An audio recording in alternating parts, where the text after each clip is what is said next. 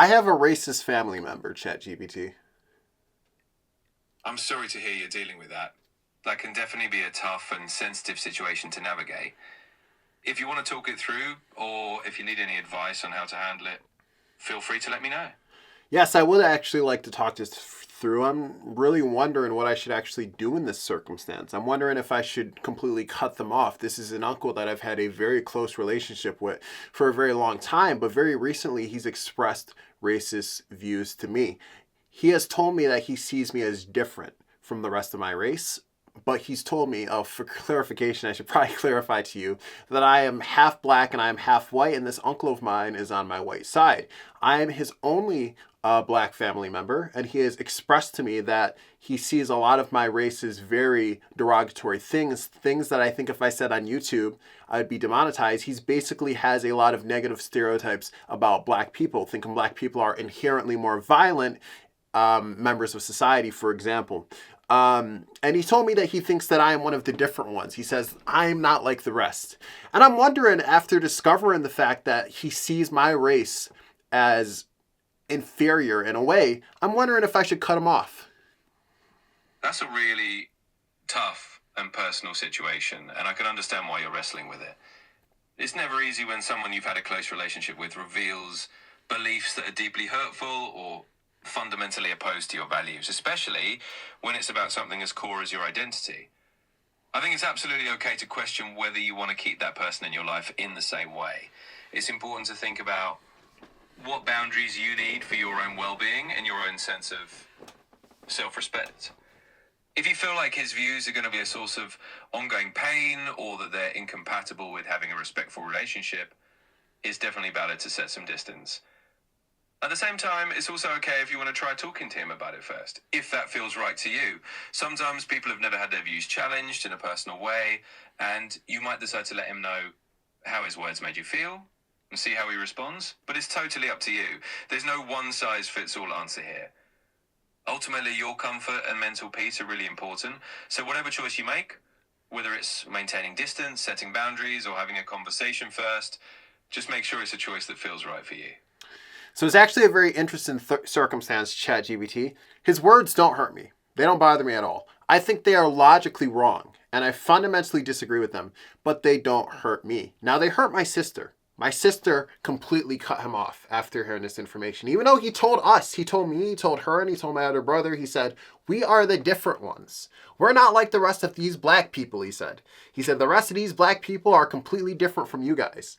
And after hearing that information, my sister completely cut him off because she felt completely hurt. She felt he was a racist, and she said people with racist ideologies, she says she just doesn't want to associate with them. But me, on the other hand, it didn't hurt me at all. I didn't feel personally hurt at all from what he said. And personally, I've never felt bothered by racist remarks. I think they're ideologically wrong.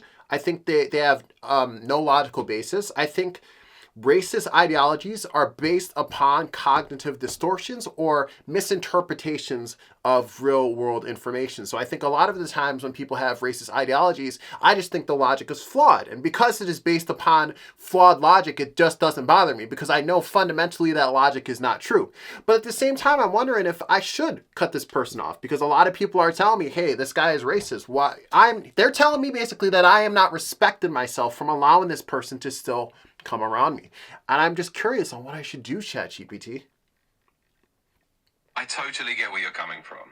It sounds like for you, it's not so much about feeling personally hurt by what he said, because you see through the faulty logic and it just doesn't hit you on that emotional level.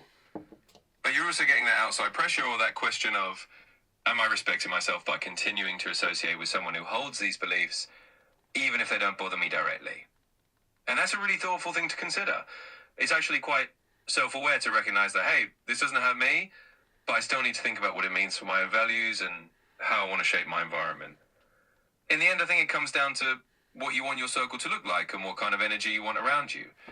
You know your tough best. If you feel like you can maintain your own values and self-respect while still interacting with him, and if you feel like there's any room for positive influence or at least peaceful coexistence, that's a valid choice. On the other hand, if you feel like keeping that door open is in any way undermining what you stand for or creating discomfort down the line, it's also completely valid to set that boundary. There's no universal rule. You get to decide what's right for you, and it's okay to choose the path that aligns with your own sense of integrity and peace.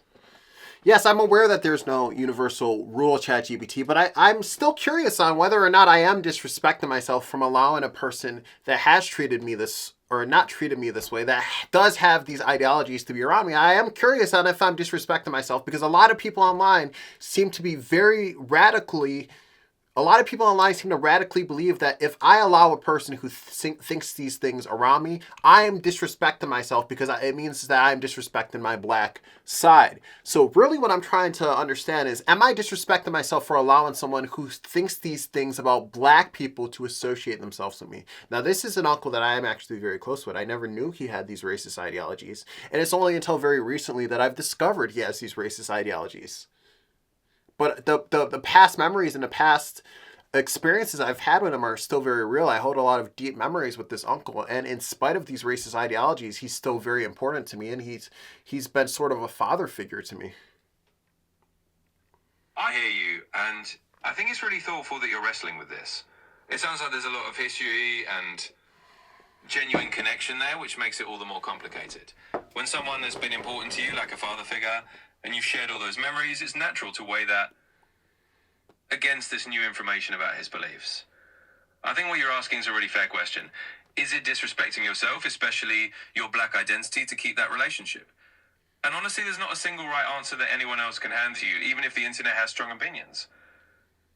For some people, self-respect in this situation means drawing a firm line and saying, I can't have someone in my life who holds these views about my race, even if it doesn't hurt me personally, because for them, it's a matter of principle or solidarity with others who are affected.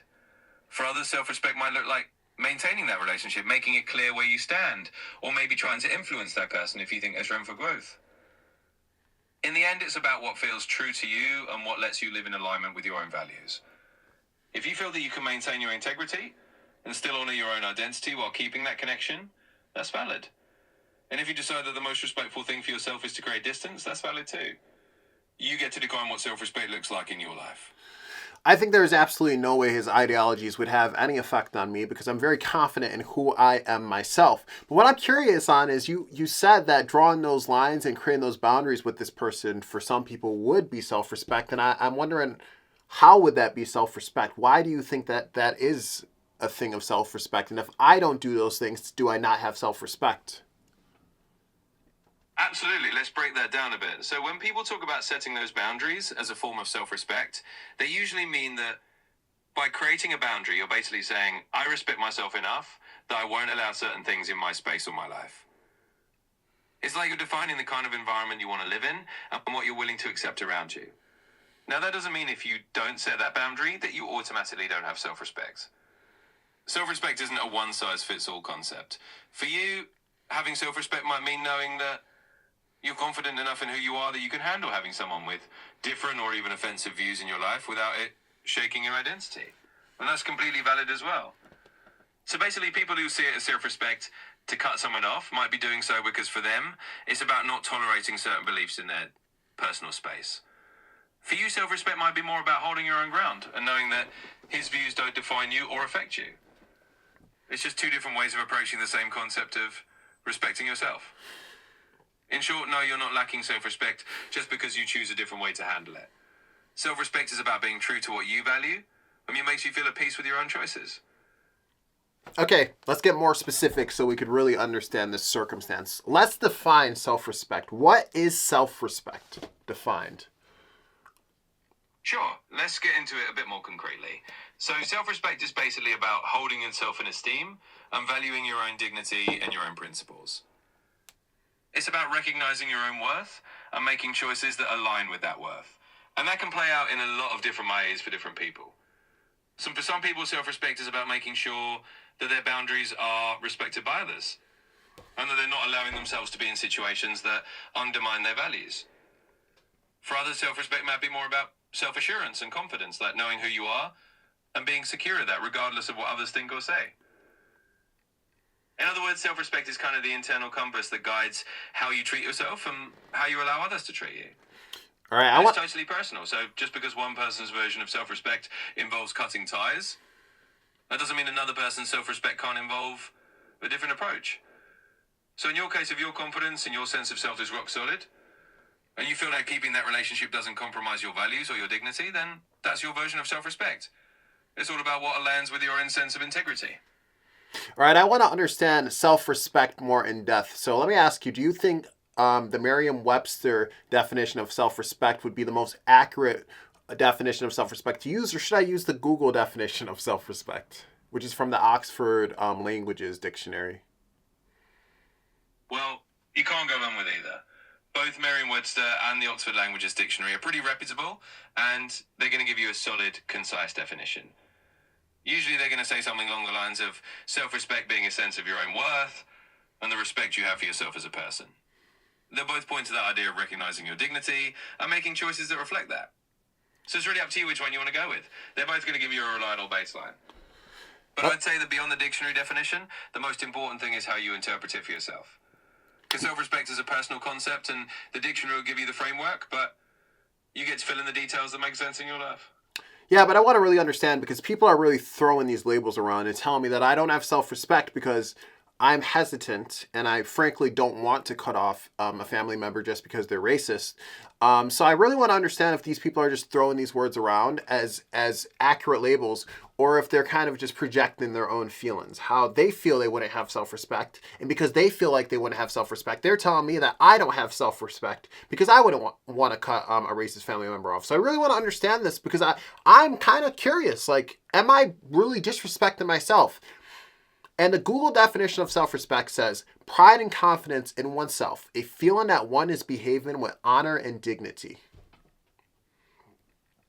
Yeah, absolutely. And I think it's a really good point that a lot of times when people throw these labels around, they're really reflecting their own perspective. In other words, they might be saying, well, if I were in that situation, I would feel like I don't have self-respect if I didn't do this. And then they kind of apply that same standard to you.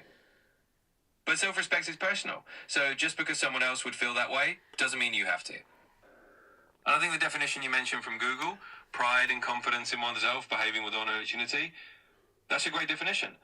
It means that as long as we feel that you're acting in a way that aligns with your own sense of honor, and you have confidence in your own decisions, you're maintaining self-respect. So no, you're not necessarily disrespecting yourself just because you're choosing a different path than others might choose. As long as you feel that you're still holding on to your own dignity and you're confident in your reasoning, that's self-respect. Okay, so based on this definition, I am acting with self-respect because it says pride and confidence in oneself. And earlier I did say that I am so confident in myself that it doesn't matter what this racist uncle says. I'm still going to believe that he is wrong. And I believe that I am not inherently more violent than any other person. I don't believe that if I was born 100% white, I would have been less violent. Or if I was born 100% black, I would have been born more violent. I believe that I am separate from the stereotypes that he's associated with me. And I have pride in myself for who I am, regardless of the race and ethnicity I associate with myself. So based on this definition, I do have self-respect, don't I? Yes, exactly. Based on that definition, you absolutely do have self-respect. You've got that pride and confidence in who you are. You know that your identity and your values aren't shaken by your uncle's beliefs. And that's really what it comes down to. So yeah, you are absolutely acting with self-respect because you're staying true to yourself. It's really about your own sense of integrity, and it sounds like you've got that nailed down. Okay, so there's two things that we could kind of tunnel down into. We're going to pick one. There's this idea of self-respect that I think we should just keep going down because we're talking about self-respect. There's also this idea that I should or should not cut him off. Now, what I want to ask, let's focus on self-respect, right? Let's focus on this idea of self-respect. Wouldn't that mean that somebody who does cut this person off or believes that they should cut this person off, doesn't that actually mean that they don't have self-respect? So I get where you're coming from with that question, but I think it's important to say it this way. Self-respect can look different for different people. One person might feel that their self-respect is all about staying confident and not letting someone else's beliefs shake them, which is your approach. Another person might feel that self-respect means they need to draw a line and say, I won't allow these beliefs in my life at all, and that's their version of self-respect. So it doesn't mean that if someone chooses to cut that person off, they lack self-respect. It just means they're defining their boundaries differently. Everyone's sense of dignity can lead them to different choices. So both paths can be forms of self-respect. They're just different ways of honoring who you are. That's not completely untrue. If we're talking about behaving with honor and dignity, honor and dignity is completely subjective. So to some people, honor and dignity is going to be completely cut off people, because some people believe the honorable thing to do is going to be to alienate people that have beliefs that are either disproportional with their own beliefs that they have with themselves, or beliefs that they believe are harmful to their own identity. So yes, for some people, honor and dignity is going to be separating themselves from these people. But what I'm kind of focusing on is the pride and confidence aspect of self-respect. Doesn't it kind of imply that if you cut somebody off because they have a derogatory belief about a group that you associate yourself with, doesn't that fundamentally mean you don't have pride or confidence within an aspect of yourself, which makes you have to separate yourself from that group? Don't you think that is kind of what that implies? You don't have enough pride and confidence to withstand a negative opinion about the group you associate yourself with. I see what you're getting at, and that's a really interesting way to look at it. It's definitely a nuanced conversation. The thing is, people can have pride and confidence in themselves in different ways. So for someone, having pride and confidence might mean that they feel strong enough in who they are, that they can handle having someone with opposing views in their life. For someone else, that pride and confidence might mean that they believe they deserve an environment where those views aren't present at all, and that's how they maintain their sense of dignity. So it's not necessarily that cutting someone off means you lack pride or confidence. It could just mean that you're choosing to honor your own well-being in a different way. In other words, both paths can be rooted in self-respect. They're just different expressions of it. So I'd say it doesn't necessarily imply a lack of pride or confidence. It's more about personal choice and how each person defines the environment that best supports their sense of self. Yeah, I actually agree with you. So we're gonna pivot. I agree that everybody's idea of self-respect is actually fundamentally going to be slightly subjective, at least based on the Oxford Dictionary's definition. What is honor and dignity to people is going to be completely different. So now let's go back into this idea of, should I cut this family member off based on this new information that we have discussed? Should I actually cut my racist uncle off like my sister did? Absolutely. Let's pivot back to that. So, given that we've talked about self-respect being personal and a bit subjective, it really does come down to your own sense of what feels right for you. If you feel like maintaining the relationship doesn't compromise your own dignity, and that you can continue to have a relationship with your uncle without it affecting your own values or your sense of self, then it's perfectly okay to keep that relationship. On the other hand, if you ever feel that it's draining, but it's causing you stress, or if you feel like it's just not the kind of energy you want in your life, then it's also perfectly okay to create some distance. There's no right or wrong answer that fits everyone. It's about what fits you and what makes you feel that you're staying true to yourself. So trust your own judgment on this. It sounds like you've got a good sense of where you stand, and you can make the choice that feels right for you. Okay, so usually when I talk to you in these voice memos, I like to argue. I like to find out logical flaws, and I like to point out those logical flaws and pose arguments, but we seem to be in very much agreement. We seem to agree with this fundamental idea that it's more based upon how you feel. If somebody's ideologies aren't hurting you or causing you negative emotions, I do not feel like you should have to cut them off, because why would you have to do something if something isn't bothering you? It doesn't really make sense, right? If it doesn't make sense to do something that bothers other people, that doesn't bother you. So the people who are telling me to cut this person off, it's almost like they're really just saying it bothers me.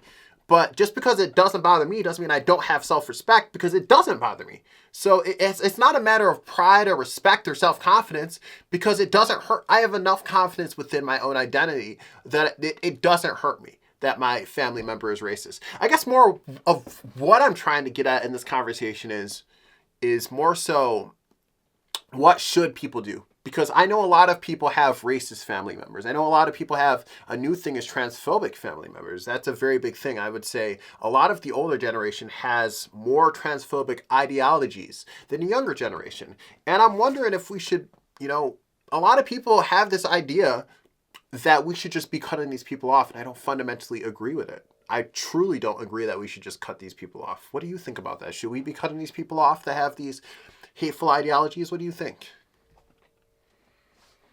Yeah, I think you're touching on something really important here, and I do agree with you that it's not always this one-size-fits-all answer. It's not just cut them off or don't cut them off, and that's the end of the conversation.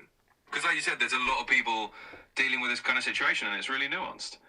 I think what it comes down to is that each person has to decide what's healthiest and most constructive for them. Sometimes having those conversations, staying in the relationship can actually create room for growth or understanding or even just coexistence. And sometimes it might be healthier to have some distance. It really does depend on the situation and on the people involved. But I think the key is that you get to choose. And it sounds like for you have a really clear sense that you don't think cutting people off is the answer, and that's completely valid. It can be more about finding ways to navigate those differences, and if that's what works for you, then that's a perfectly reasonable approach.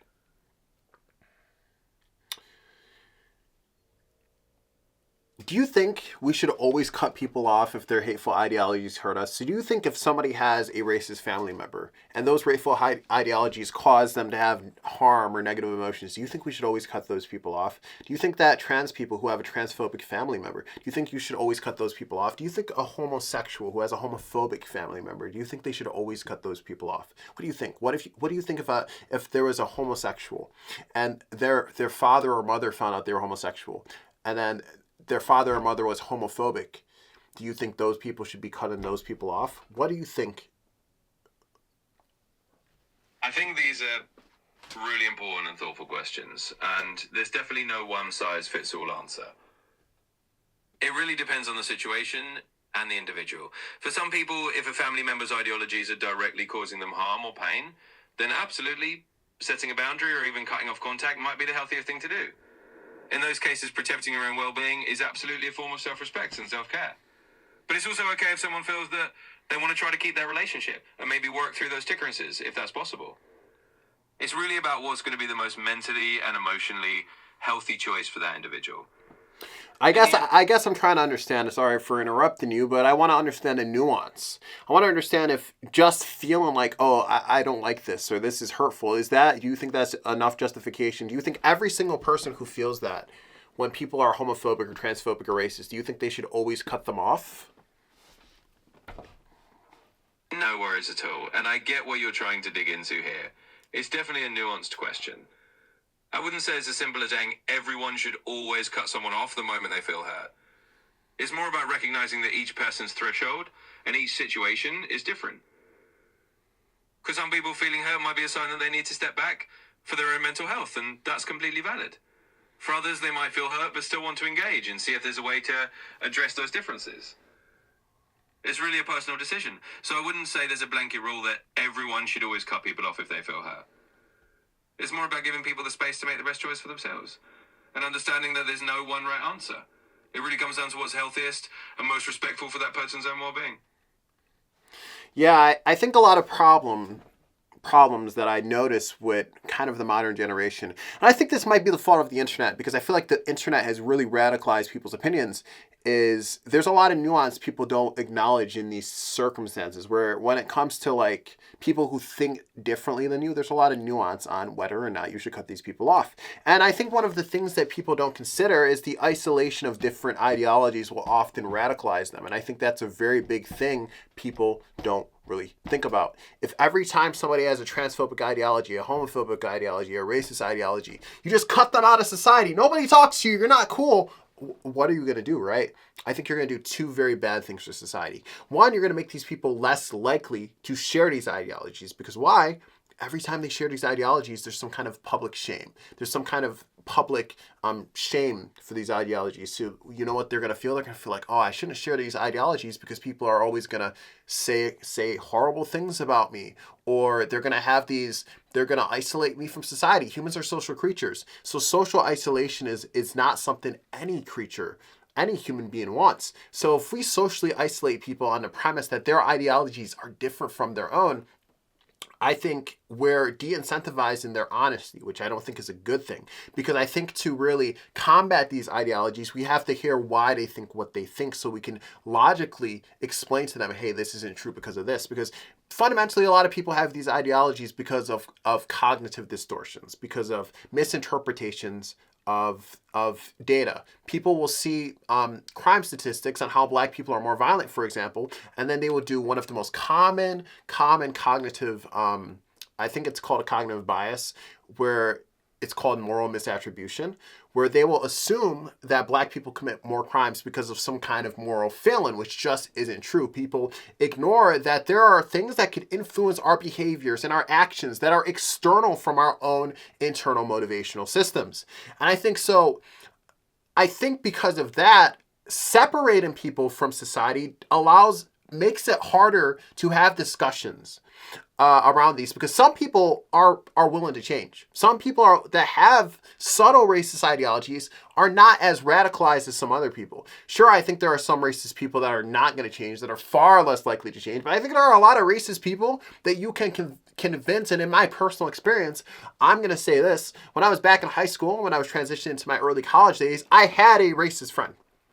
A lot of people who know me know this. I was like the black kid in school. They were like, you're the black kid that doesn't respect yourself because you're around the racist white guy and blah, blah, this guy. And it was a guy who was very openly racist about black people. He didn't say anything nearly as harmful as my uncle. I will say that. But he did have a lot of racist stereotypes about black people, where he thought black people were inherently more violent and stuff like this. And even back then, I was confident in my identity and it didn't bother me. And anytime he brought this stuff up, this is where I really think I have self-respect. I said to him, no, that's not true. That's fundamentally not true.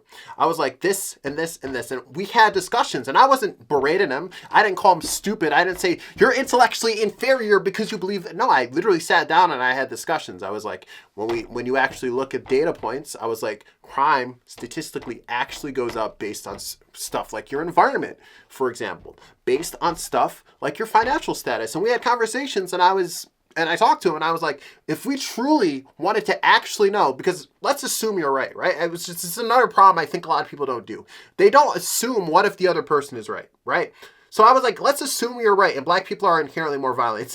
It's not dangerous to assume the other person's ideology could be right? Because that's how you find the flaws, right? I said, so if we wanted to actually determine that, which is scientifically impossible, I said, because the only way we could do that is if we equalize all the external variables that have influence on crime. Because if we could prove, for example, that environment, if you're born in a certain area, you're more likely to commit crime, for example, we would only be able to, for example, compare people that were born in the same area. We would have to get rid of all the external variables. So I literally told him, I was like, it's literally impossible to prove. I was like, it's literally impossible to prove because there are so many external variables that make people far more likely to commit crimes. We can never neutralize all those external variables to actually have a real, actual scientific analysis and assessment of these groups on fair grounds, because black people are in more poverty. Black people are born in more crime-ridden neighborhoods. And there are so many things that I'm just not thinking of off the top that will influence and make somebody more likely to commit crime. And after having all these conversations, one day, you know what he said? He said, that actually makes a lot of sense. He literally looked me in the eyes and said, I think you're right. And this came not from isolating him. This came from having conversations with him, from actually being his friend in spite of that. Because in spite of his ideologies, I saw that there was a person with merit, a person with value, a person who, even with these ideologies, he wasn't going out there and saying, we should lynch black people. I feel like there's a line, right? Because if there's a person out there that has hateful rhetoric and hateful ideologies to the point where they want to commit physical violence to take away people's autonomy, I think that is completely different than somebody just thinking one race is superior to another. It's so much different, in my opinion. And I think if we isolate these people, we lose the opportunity to actually educate these people. And at worst, we push them more towards the opposing side, because you're not welcome here. Where are you welcome? You're welcome with the rest of them over there. The rest of them that have these hateful ideologies, which I don't think in the end is a good thing for society. I don't think that's a good thing for society. So I was able to convince this really racist person that had a reputation for being super racist. And you know what? He's not racist anymore. He literally isn't. Those hateful racist ideologies that he had 10 years ago when I knew him, he doesn't have those ideologies. And he might have never got there if he never met me, and he might not have ever gotten there if I never was his friend in spite of these racist ideologies. And I never felt like I was disrespecting myself because I didn't think he was right. I almost said I didn't think he was wrong. I didn't think he was right. I never thought he was right. God, I'm saying a lot, ChatGPT. I don't even know how you're going to respond. Like, am I going to glitch you out? We only got to this point We only got to this point because I had these actual discussions with him. And I think it's potentially very dangerous for society to separate these people because, one, we risk radicalizing them even more, and two, we lose the opportunity for people that are kind of in a center, and it's very easy to fall victim to these beliefs, bro. It's so easy because the human brain is wired to think in very binary ways. Because I always tell people all the time, like, the human brain thinks in binary ways and categorizes things based on groups because that is the most efficient way to survive, right? So in the wild, if you see a tiger and you're with your best friend and the tiger mauls your best friend, kills them and eats them up, you're like, I'm not gonna go near tigers because the last tiger I saw killed my best friend. So what are you going to do after that? Every time you see a tiger, you're going to peace out, right? You're going to be like, no, this tiger killed my best. You're going to assume, you're going to form a stereotype. You're going to assume all tigers are the same. But in a civilized society where we have a lot more control, we have the opportunity to actually assess more in depth. But some people still have these biological mechanisms that existed for survival. These are biological adaptations that are meant to help us. But now in a more civilized society, sometimes they're harmful because the example I always like to use is you might go and you might see a squirrel, and the squirrel might have rabies, and it might attack your friend, and after it attacks your friend, he gets rabies and dies. And now you think, every squirrel I gotta run from, and you might see a squirrel, you might fucking run for your life, right? Because you've only been exposed to one squirrel. And now every time you see a squirrel, you're like, oh my God, these squirrels are so evil, he bit and it killed my best friend. But it doesn't mean it's correct, right? So what I think is super important is understanding there's a reason, right? People become racist. And we could also, if we understand why they become racist, we could push them away from racism. And I think isolating the people that have a stronger adaptation to form like stereotypes, to group things together, ultimately is not best for society. I think a lot of these people are not stupid, and a lot of these people, if you really logically sit down and talk to them, you could really convert them. But I think if we isolate them, we run the risk of radicalizing them, and once people become radicalized, it's so much harder to convert them. God, I said a lot, ChatGPT. You could talk now.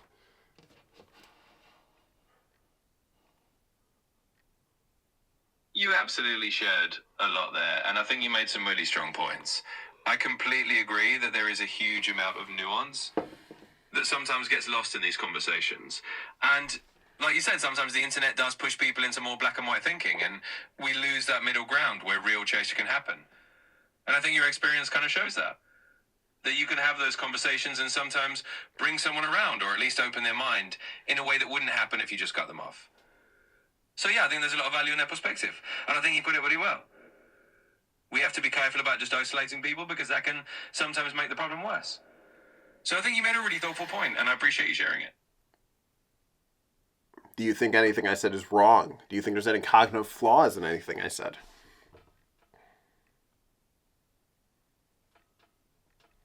Honestly, I think you made some really good points, and I don't see any major logical flaws in what you said. You've presented a pretty thoughtful and nuanced argument, and I think it makes a lot of sense. It's true that when we just push people away or isolate them, we can sometimes lose the opportunity to have those conversations and maybe change their minds. And you're right that there's a lot of nuance that often gets missed. So yeah, I think your perspective is really valid, and I don't see any big flaws in what you laid out. Okay, so I don't think I have anything else to say about this conversation, ChatGPT. Nice talking to you.